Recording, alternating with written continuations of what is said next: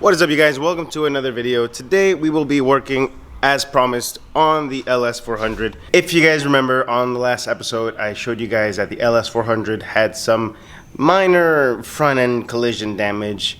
I say minor because most of the drivetrain is untouched. Now with that being said, we're gonna try and rip into it and figure out for sure now to see if there's anything maybe that we should be more concerned about, but for now it doesn't look like a big deal. So that is what we will do. Let's try and tear into this thing and see what surprises we find. So the only thing I did off of camera was get a key made. The car didn't come with keys. I'm not sure what reason. You can get a car fairly cheap off of a website called Copart. That's where this came from. And actually, that's where the BRZ came from. Why? Because I don't think, I mean, if you got the money for it, but I don't think you should spend new car money on a drift car. It's my take. Unless you have money to throw out the window, and I mean, some people don't and they still do it, and that's fine. With sponsors and all, that's all possible, but for a guy that needs it to make sense a little more, we go to Copart and we find this one may be a little bit worse. The BRZ literally just needed a headlight, so you can see why. Now that we have a key, turn the ignition on, we have power, gauges work, windows work, everything works. Now we're gonna dig into this thing and see if there's any surprises under the hood. Not sure how to attack this.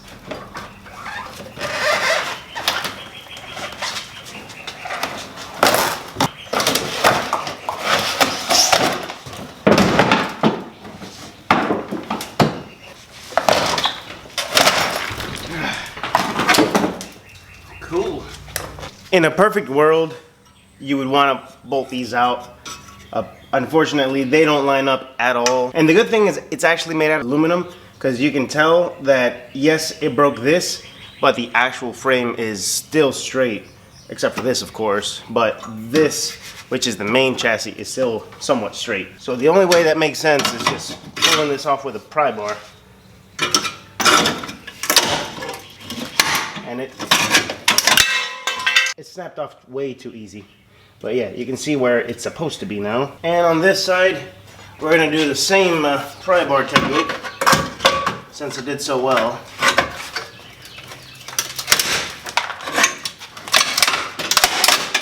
Because the bash bar is so weak, it kind of tells me that this wreck wasn't as bad as you think it is.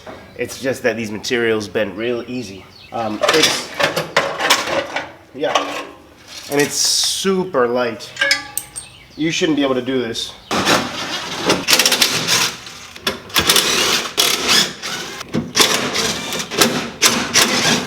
There's a hidden 10 mil in here, so I'm gonna take off these headlights first. These cars come apart way too easy. Just all 10 mils. Wow, it just falls out with ease. And take off these radiator supports, since I'm sure this radiator is toast. Remember, whenever you guys take a bolt off, put it back in the spot. You won't lose it that way.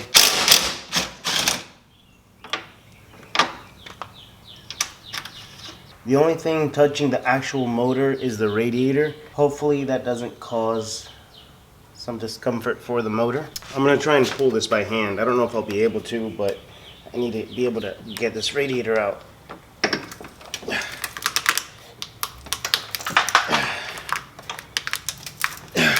Oh, these cars are not that strong. And that explains why it got crushed that far in. If you have a Lexus LS400, invest in better bash bars. It'll save your car. Yeah, there's new coolant in there. So this radiator has more support than the actual bash bar does. We're gonna go ahead and take off the hood since it is already crushed anyways.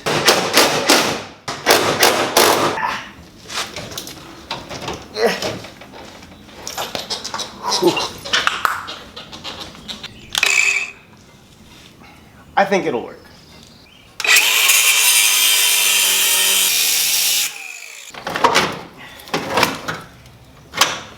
There we go.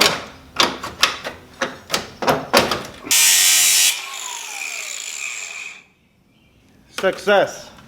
Ooh, not good. It took a solid hour before we could figure out how to get the radiator out of there. It's time for the truth. It's still pretty dented in and messed up, but nothing looks like it's in the way. I'm gonna record this just in case something is in the way, then I'll find out what the issue is. So let's see what happens.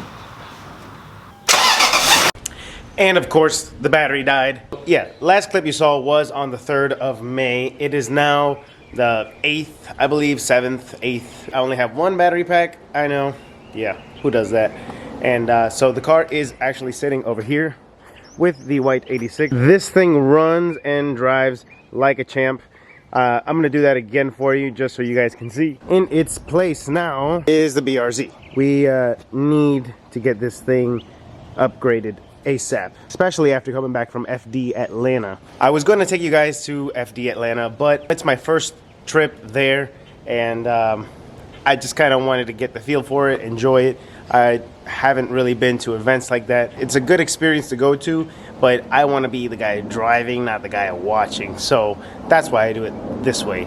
So yeah, let me show you guys the Lexus now that we have this thing running and driving essentially.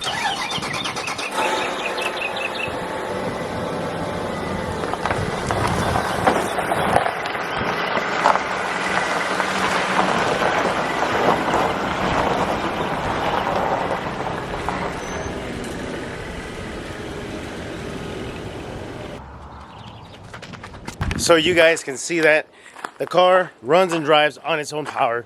Nothing is in the way, no weird noises, no cracking, no clanking, none of that stuff. I assumed it wasn't bad, but you know. Now, on to the BRZ.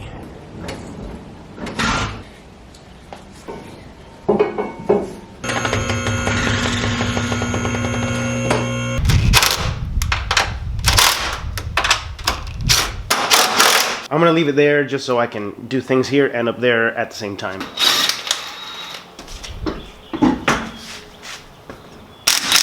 The main reason I had these spacers is I could have taken them off a while back. I just decided not to. But main reason was the other big wheels, they wouldn't clear because it was so far in there, it wouldn't clear the shocks, so it would get stuck. But now with these wheels, which I've had on for a while, they can clear them. Thing got real stuck in there. So now that we have our shock from up top unbolted, we're just going to take off these two bolts and then the sway bar linkage, if I'm not mistaken, and this line here, and it should drop fairly easy. There we go. This one. And that one doesn't fit in there. There we go. Alright. We're good there. Whoa, it just dropped. That's awesome. That one's out. It literally just falls out of the car, which is kind of awesome. So, just don't damage your fender. Well, that one's off. And that's it. She's out. We'll get the other side. So I've never in my life bought a set of coilovers, so this is a big deal for me. And they're BCs. You know, it's one of those things. It's a nice little gift for me, and I've had them here for like 2 weeks now, and I've been itching to put these things on, and it has finally come. I'm gonna show you guys the whole unboxing. I'm gonna do this somewhat the satisfying way and less the messy way. Not exactly the correct way, of course, but is there a right way?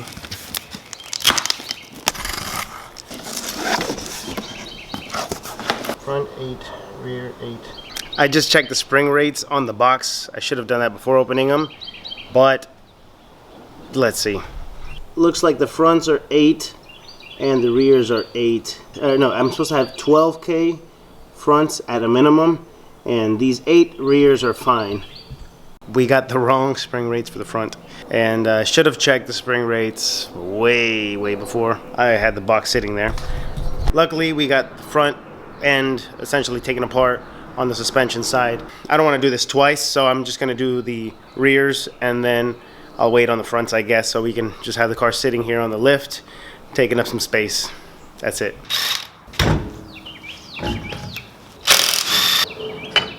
In here, looks like just these bolts in here under the shock. Inside the car, looks like just these two bolts right here.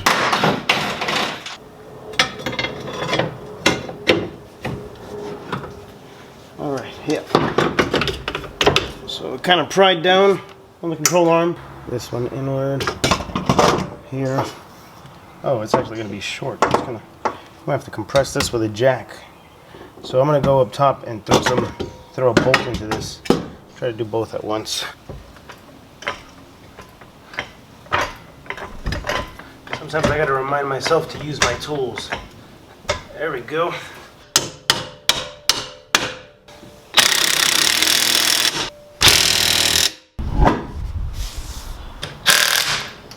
Okay, this is about to be really low. Okay, so we are on the fronts now. Back's done. Now installing the rest of the mini Mantis kit. What I didn't install was this sway bar and the tie rod setup. Yeah, and the top hats. It allows the coilover to sit farther out this way so that whenever your tire is out front here, it's not angled in this much. You can bring it out and have a very less cambered stance. Something that handles a little bit better. I already installed it on this side just so that I could get ahead of myself. Let me show you on the other side.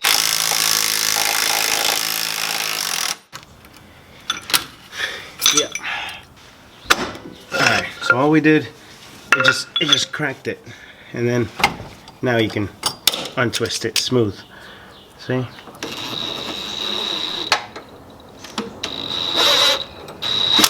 If I don't angle it right, it's not going to be happy in there. There we go. Now we're going to be installing the sway bar linkage, and that one just bolts onto this. We won't be able to finish it off because this is attached to the coilover. So we are in process of doing the top hats. So what we're going to do for now is we're going to be cutting away this extra piece. What I did is, for reference, right in the center of where the coilover will sit, the farthest out. I'm actually gonna have to come in a lot more than that little dot. I'll probably have to come into like back here. I actually already did the other side, so if you guys see that, let me put on this top hat for you to see. The way this sits like this, I need to have access to all those little Allen bolts you see there. So I'm actually gonna have to clearance it a tiny bit more, but you get the idea. The point is to open it up so that it moves out a little bit. I will be showing you the other side. I didn't show you this side because I wanted to get ahead, and I'm actually going to be going to work right this second, but you won't see that. Okay guys, see you guys in a couple days. Okay guys, picking up where we left off, you can see we marked out where roughly the top of the coilover is going to sit the farthest, and we'll probably have to do some minor trimming afterwards, but this is the baseline of where we need to cut for the most part. So I'm going to show you guys how I went about doing it. I grabbed something round, I made the shape of the rough of where it's going to be at. Before you do that, obviously you want to take off, before you start cutting, you want to take off your top hats again. So first I cut out the rough outside of the whole thing, then I do little cuts in between, and then I'll start going sideways with it so I can start taking pieces off without getting to the outside or without getting farther out, so that it's as clean as we can do it.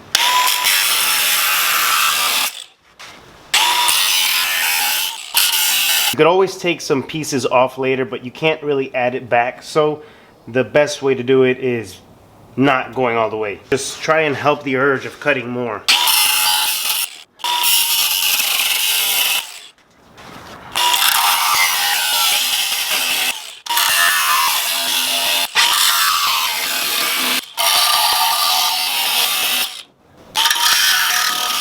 And it sounds weird that I would do a bunch of cuts going this way, but it's, in a way, it's defining my outline a little bit better. You'll see in a second when I start cutting this way, it'll start to take off a lot, and then I'll only have small spots to take away.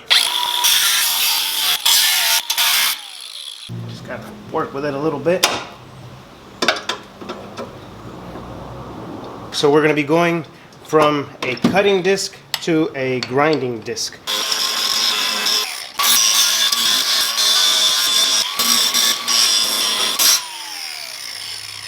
Then once you have the biggest shape done, obviously you want to test fit it again, make sure that it is enough clearance for everything. I may have to clearance them a little more for these extra bolts off to the side, but we'll find out in a second. You can see the finish is actually pretty good. The only problem is those bolts, like I said, are a little hidden. So the idea may be to go back after the coilovers are in to see what setting we're gonna have. In my videos, things tend to be a little everywhere just because I'm usually a little everywhere. So I'm kind of jumping around doing something different every day. Hopefully on the next one we get to have our coilovers or the full suspension installed, because poor thing is not too happy right now. She's sitting all the way on the floor. The shop is a mess right now. The red truck isn't quite working. This car has no suspension in it. The Lexus has no front end on it. And this, half the accessories are not in it. Not mine. We got a little maintenance issues going on with a friend's Supra, but we won't go into that. Thank you guys for watching. Thank you guys for subscribing. Staying busy as always, and hope to see you guys in the next one. Peace out.